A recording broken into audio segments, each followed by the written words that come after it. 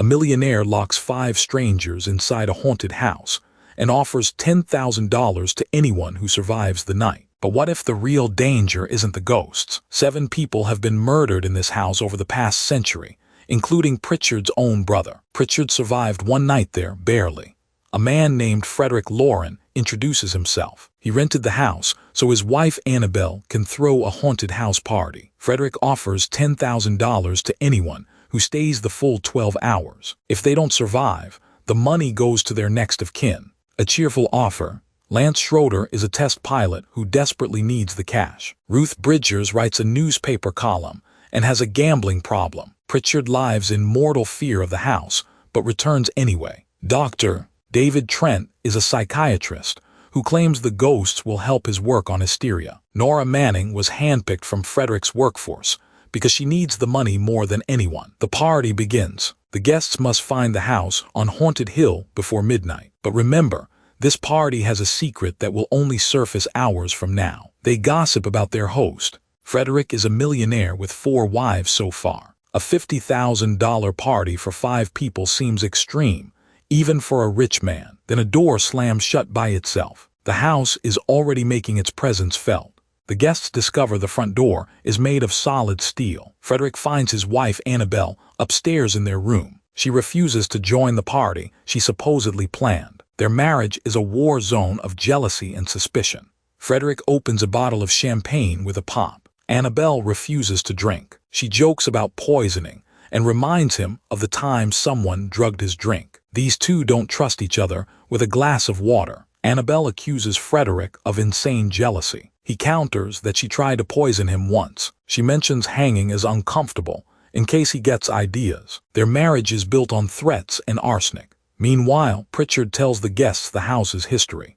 A former owner's wife hacked her husband and sister to pieces. The heads were never found. They still float somewhere in the house, whispering and crying. A lovely bedtime story. At midnight, the caretakers will lock everyone inside. No electricity, no phone, no one within miles, no way to call for help. Like a coffin with a $10,000 entrance fee. Anyone who wants to leave must go before midnight, but forfeits the money. Dr. Trent asks why Frederick is doing this. Ghosts, Frederick replies. He wants to see what people do when they meet one. Pritchard counts the murders. 4 men and 3 women. 4 male guests, 3 female guests.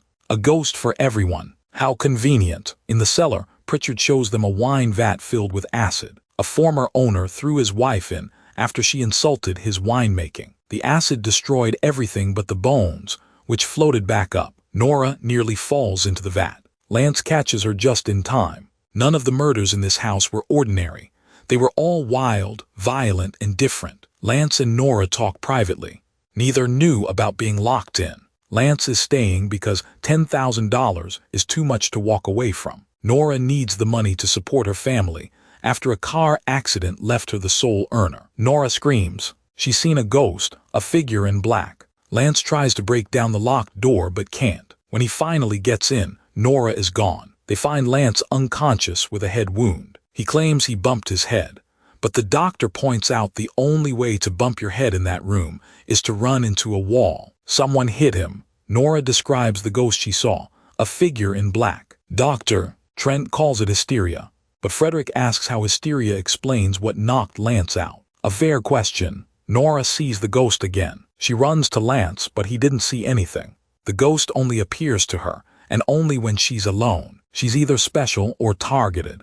Annabelle introduces herself to Nora. She warns her not to wander alone. The house is dangerous, they all are.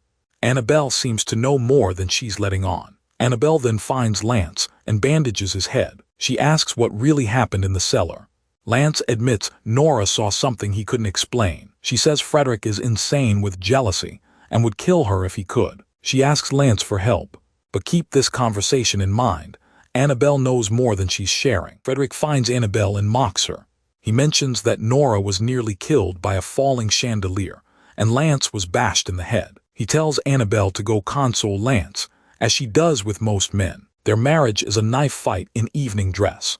Annabelle refuses to attend the party again. Frederick insists. He mentions she wanted to be a lovely widow. The subtext screams murder, but who is targeting whom? Just before midnight, Nora hears voices in her room. They whisper for her to come with them before he kills her. She screams, and the guests rush to find her in a panic. Frederick reminds everyone of the deal, 10,000 each to survive the night.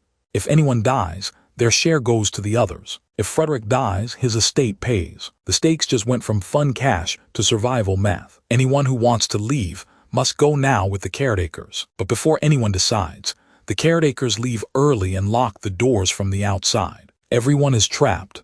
The choice has been made for them. Frederick hands out party favors, tiny coffins containing loaded handguns. They're no good against the dead, he says, only the living. A party favor that doubles as a death sentence. Nora opens her suitcase and finds a woman's head inside. She screams and throws everyone out. She's unraveling fast, and someone is making sure of it. Lance asks Dr. Trent to stay near Nora's room in case she needs help. Trent agrees, but notice how quickly the doctor volunteers, as if he knows exactly what's coming next. Frederick asks Trent what to do about Nora. Trent says they should stop frightening her. He's the psychiatrist. He would know how to push someone over the edge. Lance demands Pritchard tell him where Nora is. Pritchard insists she's gone with them and can't be found. Lance searches frantically. Then Lance makes a discovery. He finds something hanging in the house. Annabelle is dead. She's hanging from the ceiling by a rope. Frederick announces it as suicide. But the details don't add up. There was nothing she could have climbed on to reach that height. Trent finds Lance and suggests they hold a meeting. But notice, Trent is the one who was supposed to be watching Nora's room. He already knows she's gone. How convenient. Pritchard wanders into Annabelle's room, muttering that she's joined the ghosts. Frederick throws him out, but Pritchard insists he's the only one who understands what's happening. He's either the most aware person here or the most unhinged. The remaining guests gather. Frederick confirms there's no way out. Steel doors, barred windows, solid stone. They're trapped until morning with a killer. Frederick points out the flaw in the suicide theory. Annabelle was hanging too high. There was nothing to climb on. She couldn't have pulled herself up. She was murdered by one of them. Trent accuses Frederick directly. Only he had a motive. Frederick counters that he wouldn't be foolish enough to hang his wife from a ceiling. Too obvious. The tension splits the room. Trent questions why a millionaire would pay 5 strangers to spend a night in a haunted house. The ghost story doesn't justify the money. Something else is going on. Pritchard warns that the guns make no difference. The ghosts are through with them. Everyone retreats to their rooms and locks the doors. Good night. Lance returns to Nora. He's convinced Frederick tried to kill her and succeeded with Annabelle. Annabelle tried to warn Nora before she died. Lance is determined to find a way out and get the police. Nora wants to go with him, but Lance insists she stay hidden. If Frederick discovers she's alive, she becomes a target again. Lance leaves to search for an escape route. Nora screams for Lance as the figure advances. She fires her gun at it. The shot echoes through the house. Upstairs, Annabelle is alive, perfectly alive. She's been hiding in a secret room. Dr. Trent joins her. They reveal the entire plot. Annabelle faked her death with a harness. Trent drove Nora to hysteria with the ghost appearances and the head in the suitcase. Their plan is almost complete. Nora is so terrified she'll shoot the first thing that moves. And Frederick is on his way to the cellar, right where Nora is waiting with her gun. Trent and Annabelle engineered the perfect murder. The ghosts were theater. The fear was manufactured. Nora was the weapon. Annabelle worries Nora isn't stupid enough to fall for it. Trent reassures her. Nora is certain Frederick attacked her in the cellar and murdered Annabelle. She's almost out of her mind with fear. She'll shoot him on sight.